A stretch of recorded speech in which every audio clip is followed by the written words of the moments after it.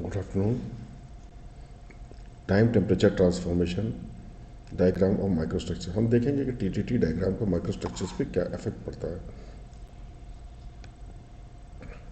ये है equilibrium diagram, जिसमें आपको दिख रहा है कि ये ऑस्टेनाइट फेज है, ये किस जोन में स्टेबल है। यहाँ पे आपको फेज डायग्राम्स मिलेंगे।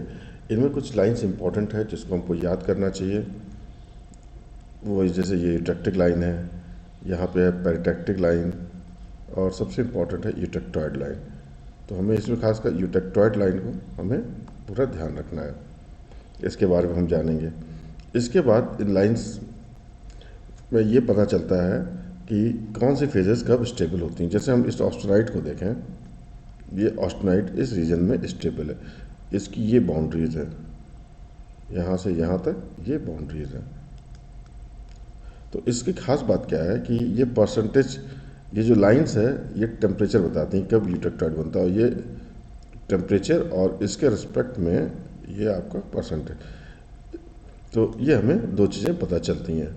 इसमें देखिए दो तरीके के स्टील्स भी दो तरीके के हैं। जैसे देखिए हाइपोइटेक्टॉइड जो कि 0.8% से कम है, और हाइपरटेक्टॉइड जो 0.8 से ज़्यादा है। मैक्सिमम परसेंटेज 2 तक रखते हैं। ठीक है, अब इन लाइंस को देख लेते हैं। ये सब लाइंस के नाम है, जैसे A5 ये पेरिटेक्टिक लाइन है, यहाँ वाली ये लाइन है। ऐसे ही ये A3 है, मतलब A3 लाइन है जिस करस्पॉन्डिंग हमें टेम्परेचर देती है, जिससे हमें ये पता चल जाता है किस टेम्परेचर से ऊपर रखेंगे तो ऑस्टेनाइट बनेगा। ऐसे ही ACM ये हाइपरटेक्टॉइड के लिए जो 2.1% कार्बन है, ये तो किसी कंपोजिशन पे हम लेंगे तो ये हमें करस्पॉन्डिंग टेम्परेचर दे देगा। तो इधर ये जोन कहाँ पे ऑस्टेनाइट स्टेबल है इसका हमें पता चल जाता है। इसे ACM कहते हैं और इसे A3 कहते हैं। ऐसे A2 है जो क्यूरी टेम्परेचर होता है। ऐसे ही आपके पास नीचे A0 है जो सीमेंटाइट का टेम्परेचर देता है। और सबसे इम्पोर्टेंट है, जैसे ये A0 है, ये सीमेंटाइट का ट्रांजिशन टेम्परेचर जो मैग्नेटिक से नॉन मैग्नेटिक होता है। इसमें सबसे इम्पोर्टेंट है this line A13 723 degree centigrade. यहाँ पे ऑस्टेनाइट अनस्टेबल होकर फेज ट्रांसफॉर्मेशन होता है, जबकि जो करस्पॉन्डिंग प्रोडक्ट्स है उनमें कन्वर्ट हो जाएगा। अब ये ग्राफ बहुत सिंपल चीज़ है। जब भी हम इस स्पेसिमेन को हीट करते हैं तो क्या होता है, जब हम किसी स्पेसिमेन को हम हीट करते हैं कोल्ड, उसका एक माइक्रोस्ट्रक्चर होगा, परलाइट होगा, मार्टेनसाइट होगा, बेनाइट हो, कुछ भी होगा। इसको हम हीट करके कहाँ ले जाएंगे, ऑस्टेनाइट बनाएंगे।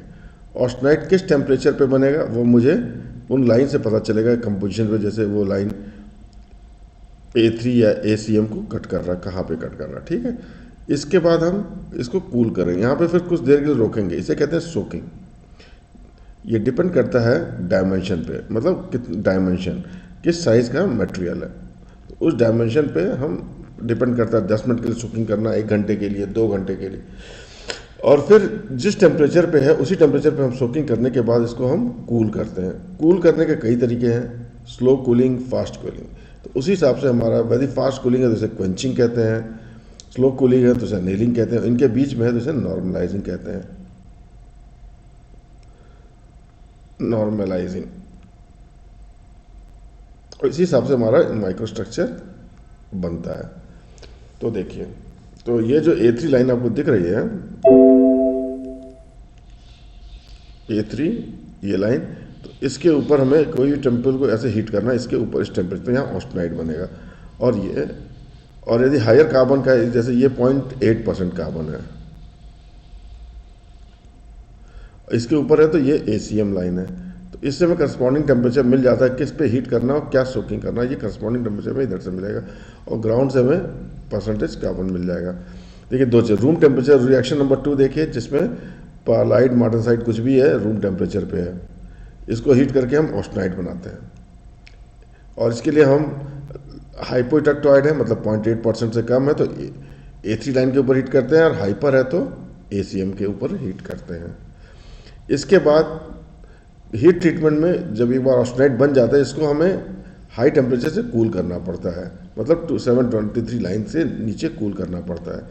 अब कूलिंग का हमें देखना, कूल तो हो जाएगा, रूम टेम्परेचर पे ला सकते हैं, जैसे पानी में डाल दें डायरेक्टली तो उसे क्वेंचिंग कहते हैं, ना डालें इसको फर्नेस में छोड़ दें ठंडा होने को, इसे हम क्या कहते हैं, एनीलिंग कहते हैं, एयर में कूल करें नॉर्मलाइजिंग कहते हैं। तो इस तरीके से हमें पता चल जाता है। अब बात होता है ये होता कैसे, जैसे अब ये फेजेस, ये जो डिफरेंट नाम हम ले रहे हैं, बनते कैसे, ये डिफरेंट फेजेस हैं। फेजेस बनते हैं डिफरेंट कॉम्बिनेशन ऑफ एटम्स के साथ, क्रिस्टल्स में या कंपाउंड्स में, इस तरीके से। तो ये एटम्स पहले क्यों नहीं है, बाद में कैसे बन जाते हैं, ये डिपेंड करता है डिफ्यूजन। अब एक चीज़ और सिखाते हैं, जैसे आप नाली में या कहीं से पानी डालिए छत पर से, देखिए अब नीचे गिरता बहता हुआ दिखाई देता है पानी, ठीक है, लेकिन जैसे आप सेंट कुछ दिन लगा दिए किसी कमरे में, आप सेंट छोड़ थोड़ा सा लीक करवाइए परफ्यूम, तो क्या होगा कि जो बंदा कमरे में दूसरे जगह बैठा उसको कुछ महक आएगा, कहेगा किसने सेंट लगाया, उसे कैसे पता चलता है। ये सेंट के जो मॉलिक्यूल्स हैं उस बंदे के पास से उस दूसरे बंदे के तक पहुंच गया। लेकिन पहले केस में जब पानी बाहर आता है तो आपको दिखाई दे रहा था, इस केस में दिखाई नहीं देता, एटम्स मूव करते हैं। तो overall the atom has to move, atom को मूव करना है। अब ये जो सॉलिड स्टेट में मूवमेंट बहुत डिफिकल्ट होता है, इसके लिए इनको मोशन के लिए हाई टेम्परेचर चाहिए, और इस प्रोसेस को हम कहते हैं डिफ्यूजन। इसे कहते हैं डिफ्यूजन,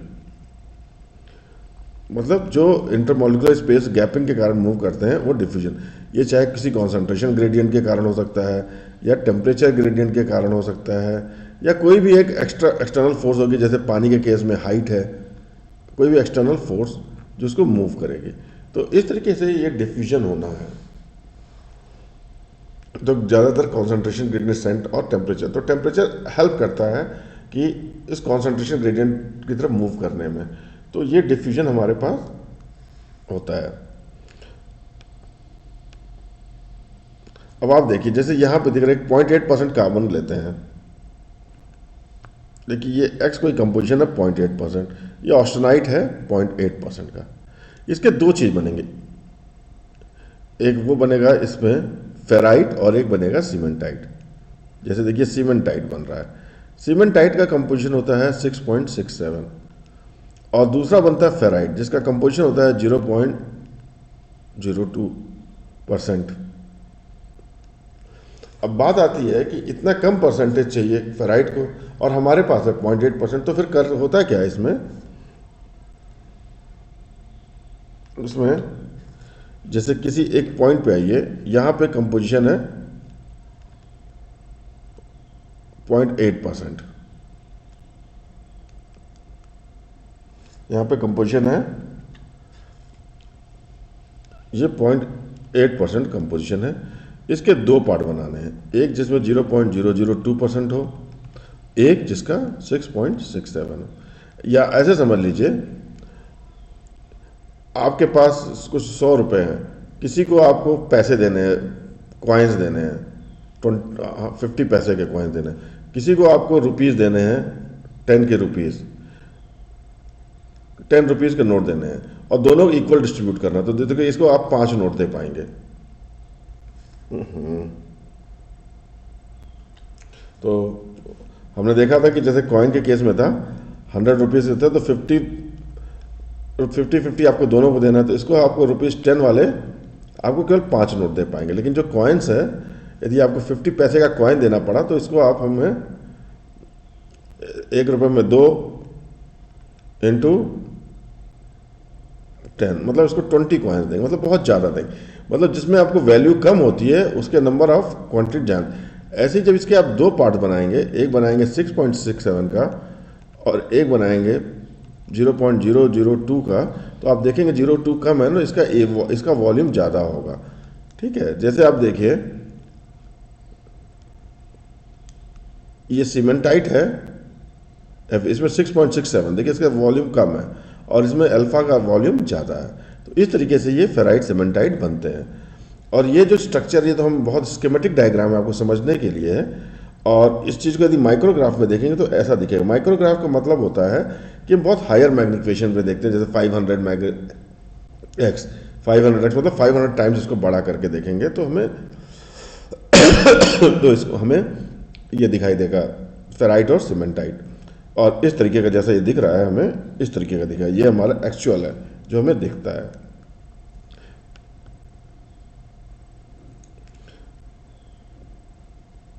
ठीक है, तो देखिए फेराइट और सीमेंट। अब एक और चीज़ बताते हैं, यदि 0.8% के अलावा कुछ हो, जैसे आप यहाँ पे देख रहे हैं, जैसे ये तो 0.8%, लेकिन इस तरफ आ जाए तो 0.8 से ज़्यादा है और इधर जाए तो 0.8 से कम है। तो यहाँ से रीजन से क्या होगा, यहाँ से यहाँ तक आने में क्या होगा। इसके बाद हमें पता है कि फेराइट और सीमेंटाइट ही बनेगा, दैट इज परलाइट वाला स्ट्रक्चर बनेगा। लेकिन यहाँ के बीच में क्या बनेगा, इसको हम देखते हैं। जैसे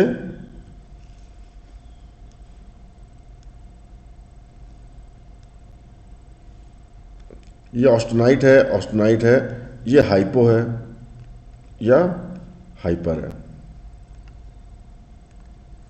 ठीक है, जब हम इसको कूल करते हैं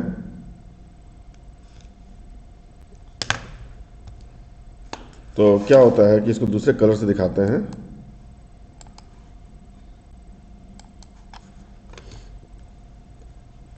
इधर भी वो कर देते हैं।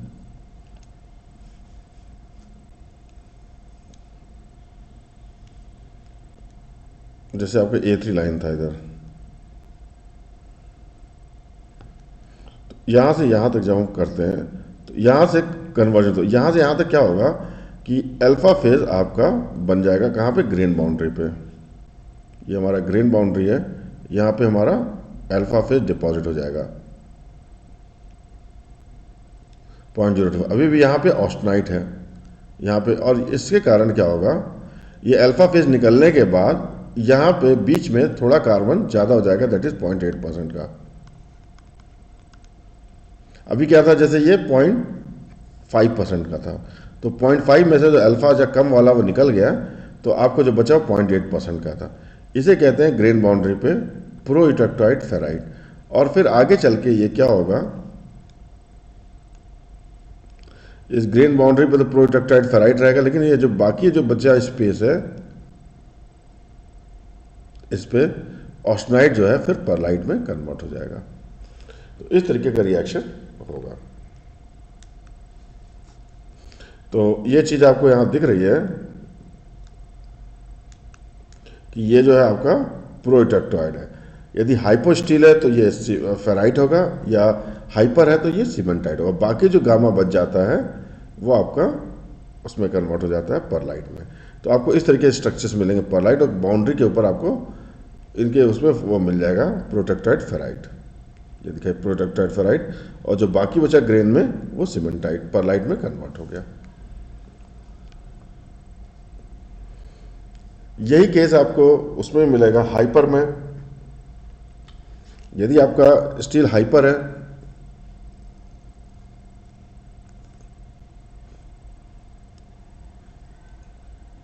ये सब यहां से आ रहा है आपका, ये आपका AC3 लाइन है, तो यहां से यहां तक आपका सीमेंटाइट बनेगा। जैसे हाइपर का मतलब है 0.8 से ज़्यादा है, ये समझ लीजिए 1.1% कार्बन है, ये सब ऑस्टेनाइट है 1.1%। अब क्या होगा जब इसको हम कूल करेंगे, फिर हम इसका कलर बदल देते हैं, तो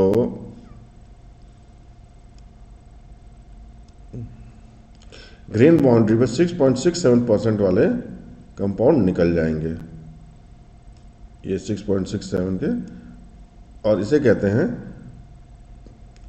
अब क्योंकि पहले बना है उस लाइन के, मतलब यहां बना है, इसे कहते हैं प्रोइटेक्टोइड। मतलब इस लाइन, इसे टेक्टोइड लाइन कहते हैं, इससे पहले बना इसलिए कहते हैं प्रोयूटेक्टोइड लाइन, प्रोटेक्टोइड फेज। तो इसे प्रोटेक्टोइड सीमेंटाइट कहते हैं, प्रोटेक्टोइड सीमेंटाइट। और ये जो बाकी बच जाता है ये सारे के सारा ऑस्टेनाइट होता है। अब इसका, अब चूंकि ये पहले कार्बन कितना था 1.1% था, तो इसमें से कुछ पार्ट 6.67 का निकल जाता है, जिससे इसका कार्बन थोड़ा कम हो जाएगा। जैसे आपके पास यूं समझिए 10,000 रुपये थे, आपने थोड़े दान कर दिए, मान लिया आपने 2,000 दान कर दिए, तो आपके पास 8,000 रुपये रह जाएंगे। इसे थोड़ा पूरा दान कर देंगे तो अब जीरो हो जाएगा, लेकिन ये थोड़े से बन गया तो इससे थोड़ा परसेंटेज कम हो गया। ये जो था आपका 1.1% था, अब ये 6.67 का दान करने के बाद जिसका परसेंटेज हो गया,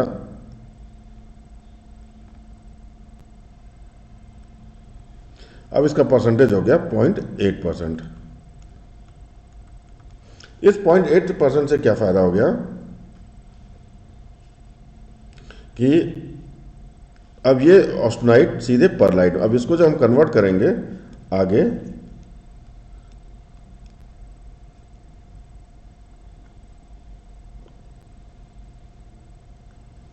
तो ग्रेन बाउंड्री पे हमारे ये प्रोटेक्टोइड सीमेंटाइट बन जाएगा। ये प्रोटेक्टोइड सीमेंटाइट है और इसका कलर बदल देते हैं और यहाँ पे परलाइट बन जाएगा। तो इस तरीके से ये स्लो और यूनिफॉर्म कूलिंग पे ये स्ट्रक्चर बनता है। तो इस तरीके से हम स्ट्रक्चर्स जान सकते हैं क्या बनेगा। तो ये देखिए यहाँ पे भी हमने दिखाने की कोशिश की है, परलाइट बनाया, ये हाइपरटेक्टोइड, ये चीज़ें हमने कवर कर दी। Transformation to bainite, transformation to microstructures of martensite. चलिए एक और चीज़ हम समझा देते हैं, वो ये है कि देखिए सैंपल इस तरीके से था, तो अब वो 3 तरीके का स्टील था, एक 0.8% था और एक मोर था, एक 0.8 से लेस था। जो 0.8 से लेस था उसके केस में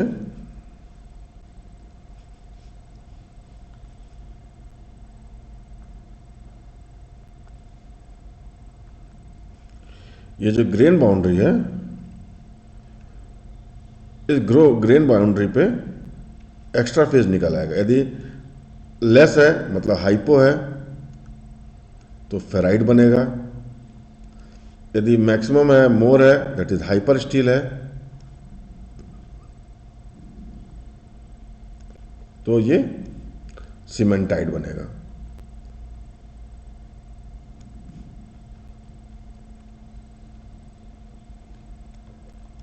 और इस दोनों को प्रोटेक्टोइड, सीमेंटाइट और फेराइट कहते हैं। और इसके बाद यहाँ का कंपोजिशन 0.8% रह जाएगा।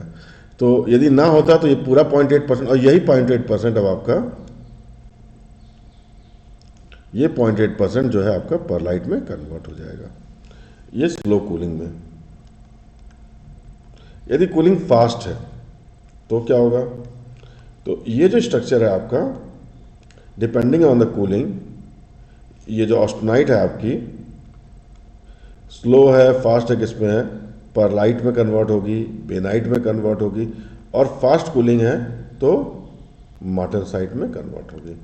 और परलाइट में भी 2 तरीके के होंगे, एक फाइन परलाइट होगा, एक कोर्स परलाइट होगा।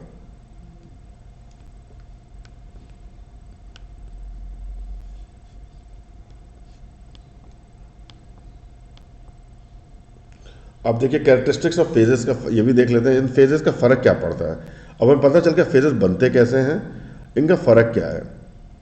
तो देखिए जैसा स्ट्रक्चर, इसके टेंसाइल स्ट्रेंथ और हार्डनेस, स्ट्रेंथ और हार्डनेस का ये थोड़ा सा एक साथ चलते हैं, हार्डनेस ज़्यादा है तो स्ट्रेंथ भी ज़्यादा होगी, मोटा मोटा, और इनकी डक्टिलिटी इसके अपोजिट होगी कम। जो हार्डर होगा या जिसका स्ट्रेंथ ज़्यादा होगा उसकी डक्टिलिटी थोड़ी कम होगी। मतलब इसके एक्सेप्शन थोड़े बहुत हैं, लेकिन मेजॉरिटी केसेस में ये चलता है। तो देखिए कुछ स्ट्रक्चर्स दिखाया हुआ है ये समझने के लिए। जैसे जैसे आप परलाइट के केस में देखिए कितना क्लियर स्ट्रक्चर बन रहा है, लेकिन जैसे जैसे ये इसलिए पॉसिबल है कि परलाइट कब बनता है, जब हम स्लो कूलिंग करते हैं। स्लो कूलिंग का मतलब है कि बहुत देर तक सैंपल जो है हाई टेम्परेचर पे रहता है, तो डिफ्यूजन बहुत आसानी से होता है, डिफ्यूजन ईजी है। लेकिन जब हम बहुत तेज़ी से करते हैं तो ये देखिए इन सब स्ट्रक्चर्स में डिफ्यूजन तो फास्ट नहीं हो पाया, तो ये मतलब needle shaped feathery structure, needle shaped feathery structures बन जाते हैं, क्योंकि इस तरीके से क्लैरिटी नहीं आ पाती है। तो यही मैंने यहाँ पे सिखाया कि एक 0.8% है तो क्या स्ट्रक्चर्स बनते हैं। देखिए पॉइंट इक्विलिब्रियम कूलिंग में 720 देखिए सबके सब परलाइट बन गया। और उसमें भी परलाइट मतलब स्लो में भी, जैसे बहुत धीमे चल रहा है लेकिन कितना धीमे चल रहा है, वेरी स्लो है तो कोर्स परलाइट है, और थोड़ा सा है तो थोड़ा सा उसमें तेज है तो फाइन परलाइट।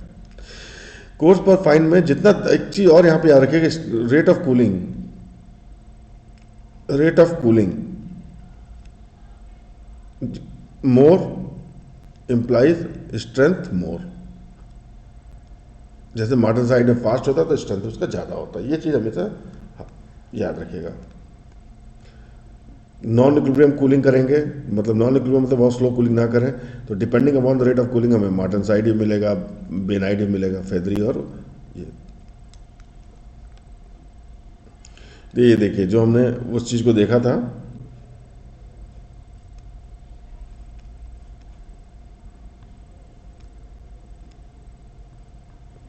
ये वाला पार्ट है ऑस्टेनाइट से यहाँ तक, जैसे रेट ऑफ कूलिंग करेंगे यहाँ से कूलिंग स्टार्ट हो, यहाँ से यहाँ तक, ये जो हमारा पार्ट है जितनी देर में होगा, ये आपको यहाँ से यहाँ तक की बात कर रहा है, ये आपको प्रोटेक्टोराइड फेजेस देगा। उसके बाद वही है ऑस्टेनाइट से डिफरेंट फेजेस, मतलब मार्टनसाइट, बेनाइट, परलाइट में कन्वर्जन है depending upon the rate of cooling.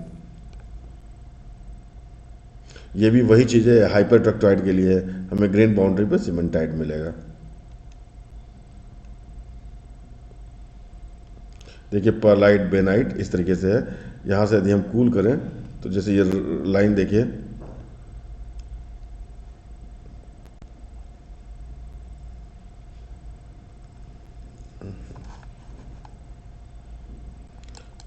ये कलर खोजने में बहुत दिक्कत होती है,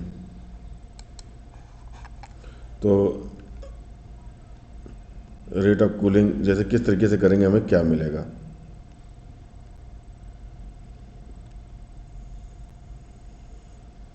ये वेरी फास्ट मार्टन साइड देगा। तो ये कूलिंग कर्व्स हैं जो हमने बनाई हैं, जैसे 1 2 3 4 5 6। तो ये डिपेंड करता है कैसा कूलिंग रेट है, उस हिसाब से हमें कंपाउंड मिलेंगे फेजेस, जैसे मार्टन साइड, परलाइट। ये देखिए कुछ और एग्जांपल दिए हैं। अब जो हमने ये स्टार्ट किया था,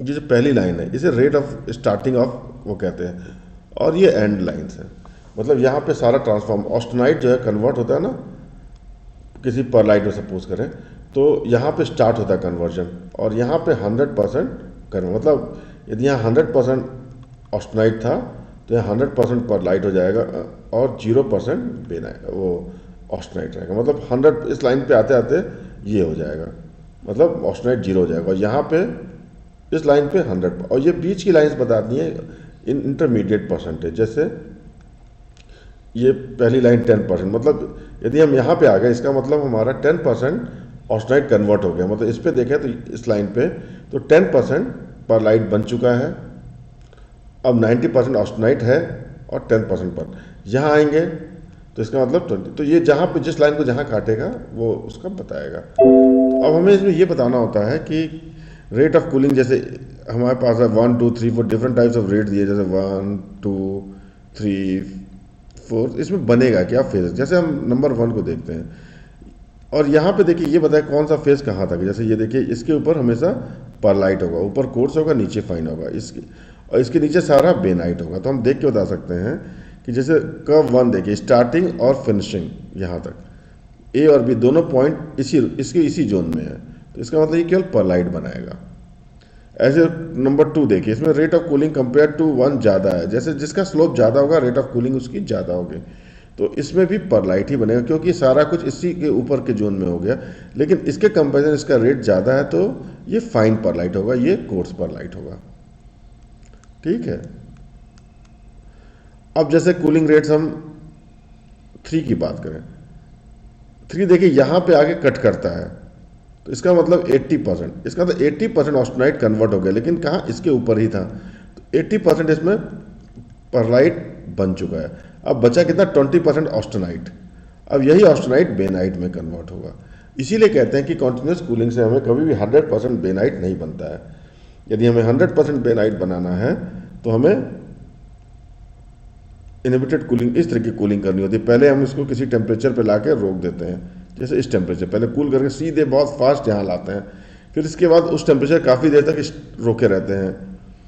ये जब से यहाँ से यहाँ तक, मतलब जो भी ये टाइम है उतनी देर हम रोके रहेंगे, ताकि सारे का सारा जो ऑस्टेनाइट है वो इसमें कन्वर्ट हो जाए और हमें 100% बेनाइट मिले।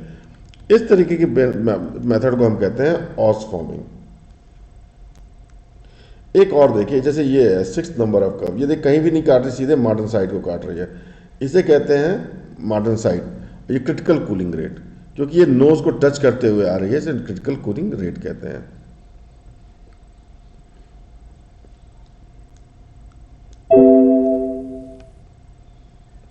ये देखिए हमने सारी चीज़ों को यहाँ पे दोबारा एक्सप्लेन किया है कि किस कर्व से क्या मिलेगा। तो ये हमने देख लिया, ये स्टार्ट और एंड कर्व के बारे में, जो हाइपोटेक्टाइटिस। थोड़ा सा समरी ऑफ हीट ट्रीटमेंट देख लेते हैं। तो इससे यही पता चल जाएगा कि जैसे ये हीट ट्रीटमेंट में,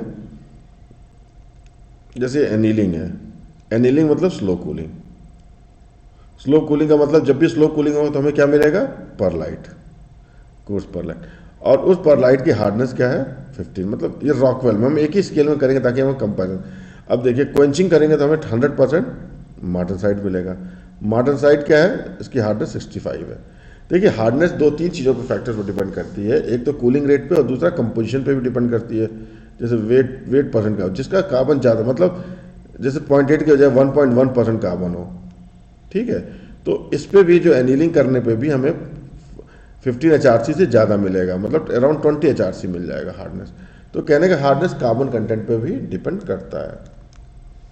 तो ये देखिए नीचे कुछ कर्व्स दिखा रहे हैं कि ABCD कैसे क्या बना है। जैसे A B C और D में हम देखें, जैसे ABCD, तो आपको दिखेगा कि रेट ऑफ कूलिंग जिसका ज़्यादा स्लोप होगा उसका रेट ऑफ कूलिंग ज़्यादा। तो A फर्नेस कूल है, B एयर कूल्ड है, तो उसी हिसाब से उसका माइक्रोस्ट्रक्चर। अब E जो है मार्टेनसाइट है, वेरी फास्ट कूलिंग। लेकिन E के बाद देखिए, इसके बाद देखिए हमने इसको थोड़ा सा गर्म करके, तो इसे टेम्परिंग कहते हैं। मार्टेनसाइट की हार्डनेस बहुत ज़्यादा होती है, उसको थोड़ा कम करके यूजेबल एप्लीकेशन लाइक बनाते हैं।